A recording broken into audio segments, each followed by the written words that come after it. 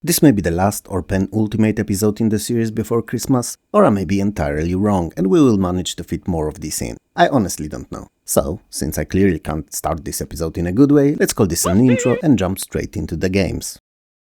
Missionforce Cyberstorm is a sci-fi top-down turn-based strategy. Technological achievements in the interstellar travel and our drive for exploration saw us expanding into nearby systems. That, however, was not without its cost. In this particular case, it being encountering the bloodthirsty mechanical beings, the so-called Cybrids, that are for whatever the reason bent on our destruction. You play as the new commander of Unitech, and you are tasked with commanding artificially created short-lived clone pilots called bioderms, so bioskins, if you think about it, not a very nice name, but whatever. And these bioderms are piloting the Hercs, mech-like bipedal robots that are used in both mining and killing of Cybrids. Initially you were told that the bioderms are subhuman, designed to directly interface with Hercs only and without their own will whatsoever. In time, you learn that not only they're intelligent and independent, but also capable of great feats. And in reality, created or not, they are our de facto slaves that we use as cheap labor in our mines and cannon fodder for our conflicts. Corporate future, it seems, same as most movies depict it, is really dark and dystopian. Missionforce presents its campaign in series of missions which all have clearly laid out objectives and rewards, so you'll always know what you're fighting for. Even though they're in large part randomly generated, making each playthrough unique, the overarching story overall is always the same. To be successful, you must not only utilize your mechs to the best of your abilities, but also make sure between the missions to create, train and assign bioderms to appropriate Hercs. And most of the time, pairing them correctly is a key to success. If you add to it all literally hundreds of upgrades and weapons for the Hercs to be configured with, Missionforce Cyberstorm becomes as much about micromanagement and planning as it is about tactical combat.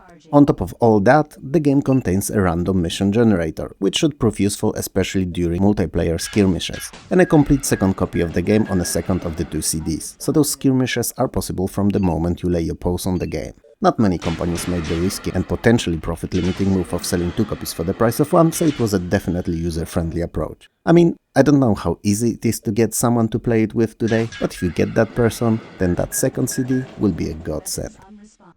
Return Fire is a top-down, freely always scrolling vehicular shooter and a spiritual successor to 1987's Firepower. You can control one of four vehicles, a jeep, helicopter, tank or ASV, an armored support vehicle, which despite its flashy name is just a mobile missile launcher. They differ not only in how they look, but also control and firepower. Most missions give you two ways of winning. First, by capturing the flag from enemy base and then bringing it back to your bunker. And this can only be done with a jeep, so it requires agility more than the firepower. And second is technically simpler, and it's to destroy all of the enemy forces. And if I'm to be honest with you, I don't think that I went for the first option more than just a few times. And given the characteristics of most vehicles, so jeep being good for the flag pickup only, helicopter having a very light shielding and ASV being extremely slow, it meant that I played with the tank most of the time, as it's a good all-rounder. It's worth pointing out that rather than playing alone only, Return Fire can be enjoyed in multiplayer too, and it's hella fun. Definitely one of the most entertaining versus experiences of 1996. And yes, I know that Quake came out that year too. First time I've played Return Fire was from some kind of a shareware/compilation CD added to a gaming mag that for whatever reason had a secret folder on it that was never removed before mass producing, and that folder contained like dozens of full games that the publishers probably never learned about. And since I've never heard anything about it, I suppose I was one of the very few who discovered the folder and its contents. It was the time of multimedia launchers, though, so I suppose not everyone just went around browsing CDs through the file system, entering hidden nested folders, and most just used the built-in launcher. All that said, Return Fire is excellent, and if you like arcade shooters but not shoot 'em ups, then it's as good as they come. Lords of the Realm 2 is a mix of a game, part turn-based resource and kingdom management, where you have to take care of husbandry of cows, dairy and grain growth, iron and stone mining, weapons production, and manage your population and its happiness levels while keeping them safe from external and internal dangers. But it's also partly a real-time strategy where you control individual units or groups formations of units during battles and sieges, offering various unit types from melee through range all the way to the siege engines, with their own strengths and weaknesses. So crossbowmen, for instance, while considerably more deadly than the archers, had shorter range and were slower to attack. Lords of the Realm 2 supersedes previous title in the series, improving on all aspects of gameplay considerably. so that fans of an earlier game will no doubt love it. The overall gameplay revolves around holding your counties secure, grabbing new ones, building larger castles, and keeping peasantry well fed and happy, as they are the cornerstone of your kingdom. The kingdom that is also only as strong as its weakest link. Presentation-wise, Lords 2 is a mixed bag too. On one hand, the interface is readable and easy to comprehend, on another, the graphics are a tad behind what was a standard when it released. That said, for what it is, so strategy, it doesn't make too much of a difference and don't break the immersion whatsoever. Sounds and music are actually pretty good and well-fitting, so they're a definite highlight of the game, and to be honest with you guys, I haven't played Lords 2 in like at least 20 years now, so I'm not sure if I would still like it now as much as I did back then. But from what I remember is that the cows are everywhere. It's cows here, cows there, cows all around. And also that I found it pretty addicting.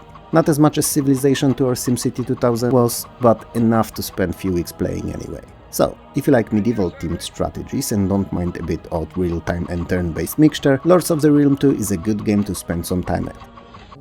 EF 2000 was made by the same team of devs that were responsible for earlier TFX, that I've spoke about in one of the earlier videos of mine, and it's a flight combat simulation set around Eurofighter 2000 jet. The story background for the game is a hypothetical conflict with Russia that is trying to seize control of Norway and Sweden as a foothold for a complete and full-on invasion of Northern Europe. The game campaign is dynamic and built out of randomly generated missions ranging from simple patrols to ground strikes, outcome of which has a bearing on subsequent missions in the chain. All that kept the game fresh even hours after playing. EF 2000 was well known for its impressive and detailed graphics, accurate and true-to-life flight model, and very believable sensation of flying and speed. It featured many different multiplayer modes and is just a treat to play against friends or in co-op even today. Granted, I'm not great at flight combat simulations, but I remember quite enjoying EF 2000 for a little while. Transport Tycoon Deluxe is a definite version of the game. Well, other than the one that came a decade or so later in the form of Open Transport Tycoon Deluxe, that is. But that was a freeware and we're talking about original, which is a top-down isometric view business simulation / management game in which you lead your own transport company, starting small with just a little money and huge hopes and dreams of it becoming the biggest one in the country. The game begins in the first half of 1900s in the aftermath of the Great Depression, and as management games go, you've got a complete freedom of choice where, how and with what to begin. So, having trains, buses, trucks, ships, planes and helicopters at your disposal, you need to earn as much as possible. Not all of these are there from the start, simply because of how expensive they are and which of them are available, especially that their technological progress needs to be taken into account, and certain transport options are unlocked with discovery of use case scenarios for some of the resources or time progress. In a spirit of true sandbox, however, you can do anything in any order. You can connect 2 or more cities and start moving passengers and mail between them, very easy to set up, but not greatly profitable. Or you can connect industries with processing plants and then these with cities interested in particular products. These are usually much more profitable, but require more planning and more robust transport strategy, preferably involving laying down train tracks and purchasing trains and stations. Different resources naturally require different vehicles to transport them, and with time, as the technologies will develop, you'll have to replace them for faster, more efficient or less prone to breakdowns newer models. Transport Tycoon Deluxe, as compared to the basic non-deluxe version, brings in a whole slew of small changes and upgrades, some of them being single-direction signals, additional landscapes, which serve as de facto world themes, and a scenario editor. It's an incredible game, and if there's one I can wholeheartedly recommend from this video, this is it. To be frank though, today it's best played in its free open version that's also remade to work on newer versions of Windows. Panzer General is one of the best early 90s turn-based war strategy games, and it's played on a hexagonal grid map. It depicts the World War II conflict between Axis and Allied forces. You're in control of the Axis and have a chance to do the unthinkable, succeed where they failed in real life. So, it's a what-if scenario kind of a game. Panzer General features hundreds of units on both sides and takes a lot of things under consideration during battles. Things like unit experience, their strength, terrain, and even entrenchment level. All these have to be taken into account when planning both offensives and defenses. Combat encounters are displayed using small circled animations showing units on both sides attacking and sustaining losses. There are visualizations of game's inner workings and underlying math. They're perhaps not anything groundbreaking presentation-wise, but work as a cherry on this already sweet pie of a game. Interestingly enough, Panzer General was one of the very few strategy titles that kept units' ammo and fuel reserves in mind, as resources that were finite and could be depleted had to be supplied. Panzer General was a truly amazing title that started a whole series of games spanning numerous other entries, most of which were either good or great. And they were Panzer General 2, Panzer General 3D, Panzer General 3 Scorched Earth, Panzer General Allied Assault, Panzer General Russian Assault, Allied General, Pacific General, Star General, and my personal favorite, Fantasy General. Some of these I've spoke about in my previous videos, some I'll talk about in the future, and some will probably never be mentioned here again. All that said, this huge multiple titles spanning franchise was very unique in one crucial aspect. Basically, all of its titles were good, and that's not something that's easy to achieve over so many games and years. Phantasmagoria: A Puzzle of Flesh is not a sequel to year prior's Phantasmagoria, but rather a standalone follow-up telling a completely different but similarly disturbing story. And believe it or not, but A Puzzle of Flesh is actually quite chilling and even straight up disturbingly scary at times. You're Curtis Craig, an everyday Joe that has anything but everyday life. Your mother went insane, seemingly for no reason, and it drove her to commit a suicide. And your father, who was involved in an illegal top-secret experiment for the company called Wintech Industries, was shot in unexplained and mysterious circumstances. On top of that, you've spent most of your adolescent years locked in closed-off asylum. Now, as you're finally out, a grown-up and working for the very same Wintech Industries your father worked for, so that you wouldn't thought that your life could be too easy, a mysterious and unexplained murders seem to be happening all around you. While it all seemed grim and dark already, it's all that you learn in the intro before you even start playing the game. A Puzzle of Flesh is much more of an adventure game than previous Phantasmagoria was, meaning more attention is put to deep multiple dialogue options-driven conversations, inventory puzzles, and even using phone and reading emails. Second Phantasmagoria's strongest suit is definitely its story building rather than just the action-packed blood-chilling FMV sequences, which there are still quite a lot of all throughout, but they're not the main means of storytelling anymore. If you dig horror movies or games, Puzzle of Flesh is worth every second of your time, and another example of a correct use of video footage in video games. Having it tell the story, contribute to the plot, rather than being a graphical gimmick only.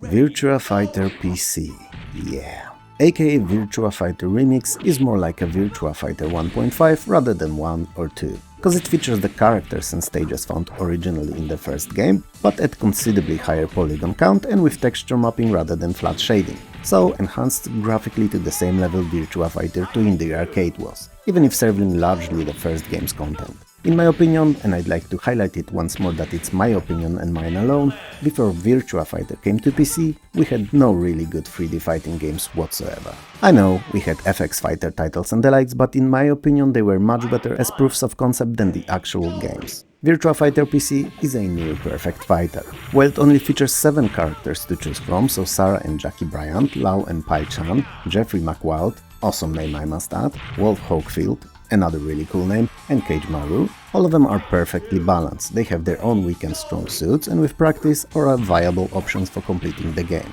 If you wanna play it in single player, that is. Which, don't get me wrong, is fun and all, even if a bit more difficult than the base game on Saturn was, but it's not what Virtua Fighter PC was made for. Oh, no. It was designed to be played in versus, against another person, and as such, it's incredible. I'd risk saying that its combat mechanics are in that gaming sweet spot where they're deep enough to be very technical and feel rewarding, and in the same time not overly complicated, so that the game feels better than many of today's 3D fighters on PC do. It was, and still is to this day, one of my most favorite 3D fighters on home systems. While I always found Pinball Fantasies to be my most favorite 2D pinball out there, the best fit for my personal flipper needs so to speak, Slam Tilt is excellent nonetheless, at everything that it does. The graphics are beautiful and seem to blend all the table's elements, ramps, bumpers and flippers smoothly together, forming perhaps not photorealistic but a very coherent nonetheless depiction of the real thing. The sounds are fantastic. Definitely among the best on the system, no doubt, result of game's Amiga roots. All elements sound like you expect them to, as if they were recorded straight out of the arcade cabinet in a professional sound studio. The tables themselves are great too. There's 4 of them. Min Machines, The Pirate, Ace of Space and Night of the Demons. And they're all great. Designed to perfection with as much attention to detail of their presentation and decoration as there was to their gameplay. I can honestly say that while all tables are not made the same, and there are obviously those that are a bit better, like the Pirate and Night of the Demons, all are super fun to play. And all feature numerous extra minigames to ramp up those scores through the roof. I've left the best for the last though, and it's ball physics. Pinball Fantasies ball physics, while not bad, is nothing to write home about and sometimes appear pretty artificial when compared to modern games like FX Pinball for instance. Slam Tilt's physics are marvelous. They're no different to what we expect from games today, and feel as realistic as I believe it to be possible outside of the real pinball cabinet. In the end, there's only a limited number of things that you can say about pinball games without going too in-depth about specific gameplay bonuses and scoring strategies. So I'm not gonna milk Slam Tilt anymore and would just like to point out once more that the most important thing about it is that it's great. If you don't have a pinball game on your PC or are looking for a new one to add to your collection, this one's among the very best and well worth every minute spent at it. Broken Sword: The Shadow of the Templars, aka The Circle of Blood, is an excellent point-and-click adventure game and the first part of the series that very quickly gained huge popularity and a cult following. Deservedly so, I must add, even if it came out in the time when I was on a few years-long hiatus from adventure games. That said, it's one of the very few adventure series that could be compared to early LucasArts point-and-clickers, so the absolute best of the genre. And no wonder, as the developer, Revolution Software, was responsible for earlier Beneath Steel Sky and Lure of the Temptress titles, both incredible games in their own rights. Broken Sword places you in shoes of George Stobbart, an American tourist in Paris who, after barely escaping with his life after a bombing of a cafe, decides to investigate the clues left behind by the killer dressed as a clown. It appears that the killer only aimed to kill an old man and steal his briefcase. This unforeseen chain of events from then onward will take you on a hell of an adventure all around the Europe and Middle East, where with help of Nicole Collard, French journalist who was supposed to meet with the old man, will attempt to unravel a deep conspiracy involving sinister cult and a hidden treasure. Broken Sword's story is incredibly captivating, the pacing is brilliantly balanced, and the overall serious subject and tone of the plot is nicely countered by the humor and beautiful graphics. I mean, the backgrounds alone are the works of art, not to mention the character sprites that not only look but also animate in such a quality and style that it's hard to believe that they're part of the game and not ripped from an animated movie. All that, coupled with excellent voice acting and well-fitting music tracks, lends to Broken Sword being easily one of the best, if not the best, point-and-click adventure of 1996. It seems that I'm not the only one with this mindset, as Broken Sword managed to claim numerous nominations, awards and countless praises from both critics and gamers alike. If you're at all into adventure games and never heard of it, definitely do check it out. Today, if possible. Pretty cool selection, right? Some games we've spoke about on other systems and some are entirely new. Overall, a fun choice to talk about and hopefully to listen about too. Let me know in the comments below. If you like the video, hit those like and subscribe buttons below. Smash them if you have to, it helps more than you could ever know. Also, I would like to thank you and all my amazing Patreon and YouTube members for helping this channel keep going. And last but definitely not least, I would like to thank all the wonderful folks who record and upload playthroughs, let's plays and other retro-centric videos here on YouTube, because they help to preserve the games that would have otherwise been long forgotten. So thank you.